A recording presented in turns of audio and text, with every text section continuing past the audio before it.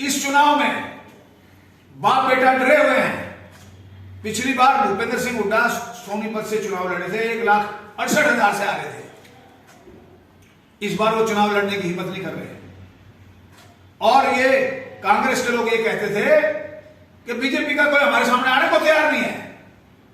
BJP के candidate को घोषणा हुए भी 15 दिन हो गए हैं।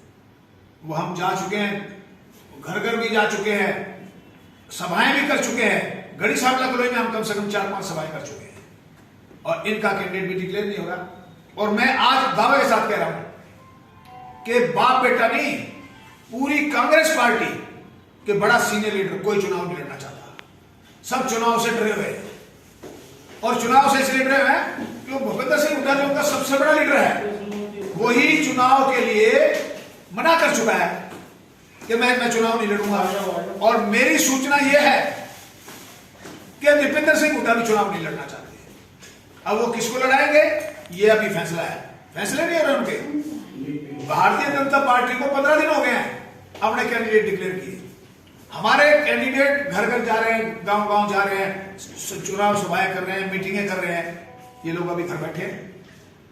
तो मैं ये कह रहा हूं कि कांग्रेस पार्टी बहुत डरी हुई है और इस चुनाव के अंदर रोहतक लोकसभा के अंदर कम से कम 2 लाख वोटों से डॉक्टर अरविंद शर्मा जीतेगी। ये रिकॉर्ड की बात मैं बता रहा हूं।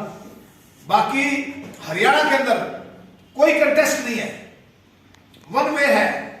जिस प्रकार से पिछली बार 6-6 लाख से जीते थे करनाल की सीट और बाकी सीटें 2-2 लाख से जीते थे, इस बार भी बड़े भारी बहुमत से भारतीय जनता पार्टी चुनाव जीतेगी। अच्छा हुड्डा साहब, भूपेंद्र सिंह हुड्डा तो ये कहते हैं कि पिछली बार मैं चुनाव लड़ रहा था, ना बेटे के लिए कैंपेन कर पाया और ना ही अपने लिए।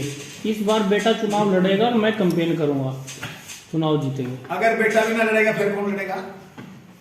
बेटे का मन बेटा डरा हुआ है कि दूसर होगी ना, दोबारा अगर चुनाव हार गया तो कहीं का नहीं। ये वाटरलू है इस परिवार के लिए। भूपेंद्र सिंह हुड्डा का परिवार का ये आखिरी चुनाव है। अगर ये इस चुनाव में हार गए तो इस परिवार की पॉलिटिक्स खत्म हो जाएगी। और मेरी प्रेडिक्शन है ये कि ये इस चुनाव में हारते हैं, इस परिवार का नाम निशान खत्म हो जाएगा राजनीति। क्योंकि ये तो दिल्ली जाके बैठ गया है।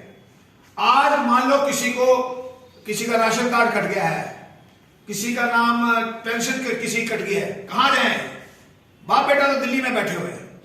अब यहां छोटी छोटी बात के लिए कहां जाएंगे? अरे एमएलए का काम तो दुख सुख में शामिल होने का भी है। मैं तो दुख सुख में शामिल होता हूं, ये लोग कभी किसी के दुख सुख में शामिल नहीं हुए। तो इनका टाइम आ गया है, इनका बुरा वक्त आ गया है। और आने वाले लोकसभा के चुनाव में और अक्टूबर के विधानसभा के चुनाव में बाप बेटा का सुपड़ा साफ हो जाएगा।